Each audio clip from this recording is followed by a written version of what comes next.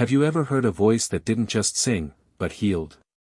A voice so fragile yet so powerful, it seemed to carry both pain and prayer within every note. In the crowded heart of Manila, where the streets never sleep and dreams often fade beneath the city noise, a little boy named Elian Cruz stood barefoot on a cracked pavement, clutching a broken microphone connected to an old speaker.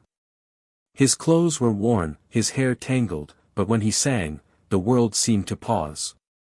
Around him, jeepneys roared, vendors shouted, and people rushed past without a glance.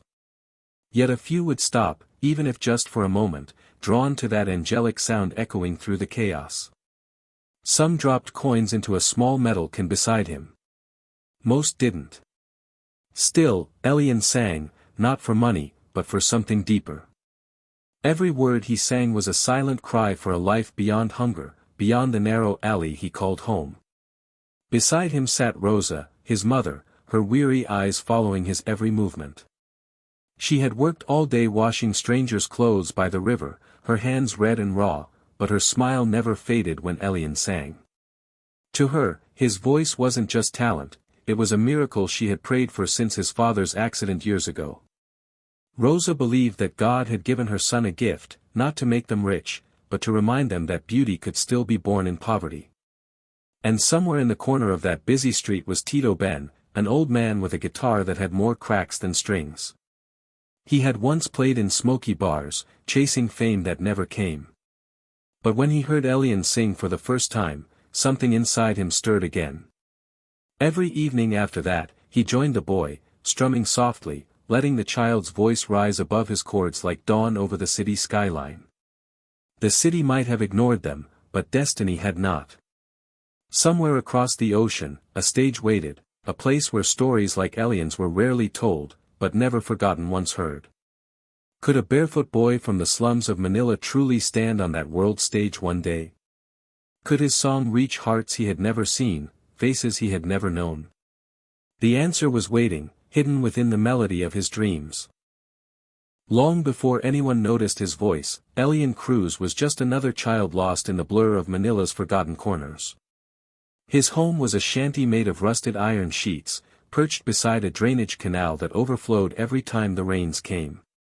Inside, a single bulb flickered weakly, casting shadows that told stories of survival more than comfort. Elian had learned early what it meant to go to bed hungry.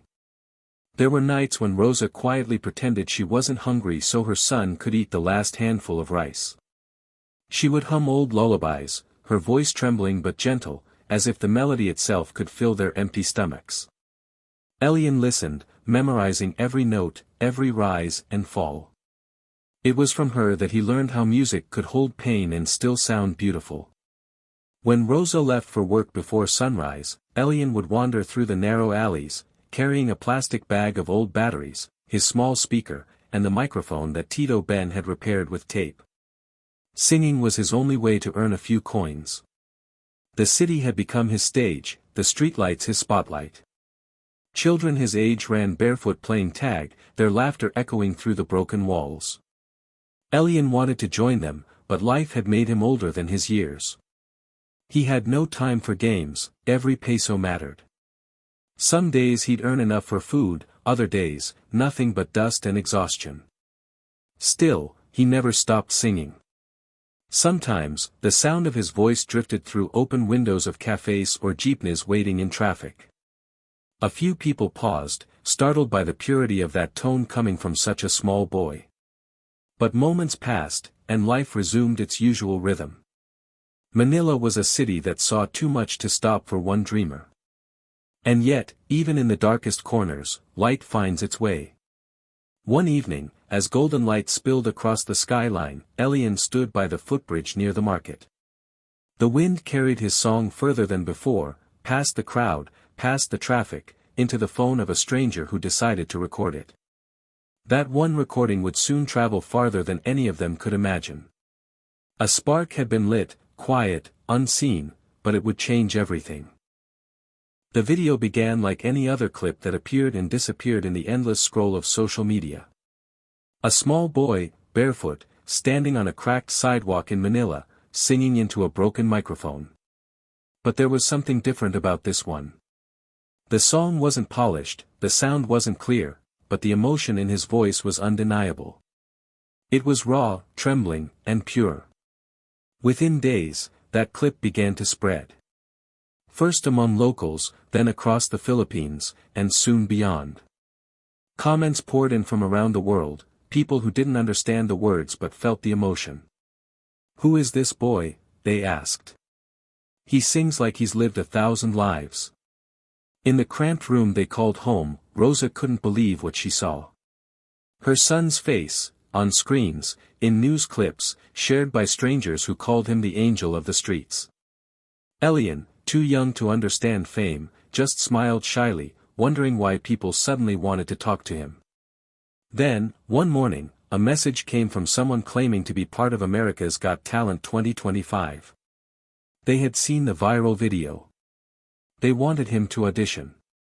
At first, Rosa thought it was a cruel joke, a scam that preyed on dreamers. But when the official call came through, with a flight ticket and the AGT logo stamped in gold, her knees gave way. She wept silently, clutching the letter to her chest, as if afraid it would vanish like a dream. For Tito Ben, it was both pride and heartbreak. He had always believed in the boy's gift, but he knew that dreams often came with distance. Still, he told Rosa to let Elian go, to let his voice fly where theirs could not. The journey to the airport was surreal. Elian had never even ridden in a car before. As he gazed out of the window, watching the city blur into tiny lights, he thought of the nights he had sung under broken lamps, of coins clinking in cans, and of his mother's tired hands. He didn't know what awaited him across the ocean. But in his heart, he carried the sound of home, the hum of jeepneys, the laughter of children, and the faith of a mother who believed in miracles. The boy who once sang for coins was now on his way to sing for the world. The lights of America's Got Talent 2025 shone brighter than anything Elian had ever seen. The stage was vast, the air cold, and the audience, endless. From behind the curtains, he could see silhouettes of people shifting in their seats, waiting for the next act. His small hands trembled as he clutched the microphone, its silver surface reflecting his nervous face. He wore a simple white shirt and jeans, clothes donated by a kind stranger from the production team. His shoes were too big, but he didn't care. For the first time, he stood somewhere that felt like a dream made real.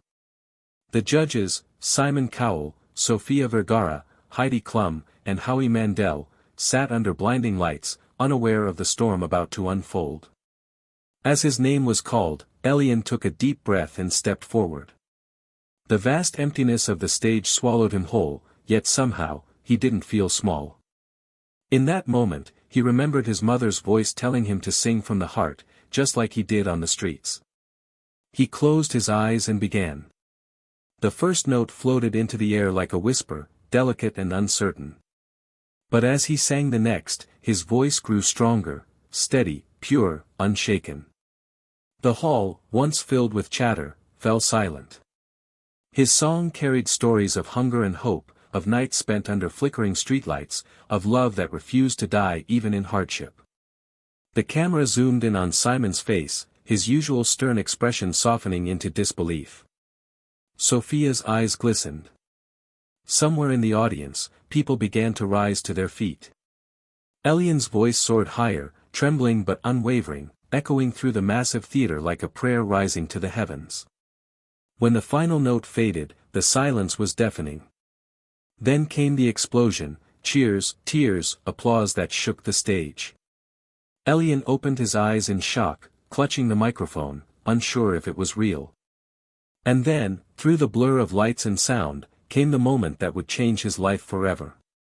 One of the judges leaned forward, smiling through tears, and pressed the golden buzzer. A shower of golden confetti rained down over the tiny boy from Manila. He looked up, his face lit with wonder, his small hands reaching toward the falling gold. For a moment, time stood still. The boy who once sang for coins was now a star bathed in light. The golden confetti fluttered like dreams finally taking shape. Elian stood motionless, his mouth slightly open, eyes glistening as if he couldn't trust what he was seeing. The music swelled through the auditorium while the audience roared in unison, clapping, cheering, some even wiping tears. In that vast sea of faces, not one person saw a street boy, they saw a miracle.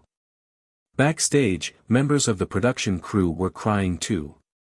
The cameramen lowered their lenses for a moment, overwhelmed by the purity of what they had just witnessed. Even Simon Cowell, known for his sharp critiques, had stood up, clapping slowly, his expression soft with awe. He didn't need to say a word, his eyes said enough. Elian's small figure was barely visible under the falling gold. When the stage lights dimmed and he was escorted backstage, the confetti still clung to his hair and shirt. He clutched a handful of it in his palm, as if trying to hold on to the moment before it disappeared. In a quiet corner, a producer knelt beside him, telling him he had just made history. But Elian didn't understand words like viral, views, or millions. All he knew was that people had listened, truly listened, for the first time. Far away in Manila, Rosa watched the performance on a small borrowed phone. The video had reached her before anyone could call. As the golden buzzer was pressed, she fell to her knees on the cement floor, her hands covering her face. The neighbors gathered outside, drawn by her sobs of joy. The boy who once sang on the streets for coins was now shining on the world's biggest stage. Tito Ben, sitting by his usual spot near the footbridge, saw the same clip later that night. The glow from the screen lit his wrinkled face as tears rolled down his cheeks. He whispered a prayer of gratitude, his trembling fingers brushing the strings of his old guitar. For Elian, everything changed in that single moment. The streets that once ignored him now cheered his name. The world that once seemed too far away had suddenly opened its arms. But fame comes with both light and shadow, and soon, Elian would learn that every dream carries its own test.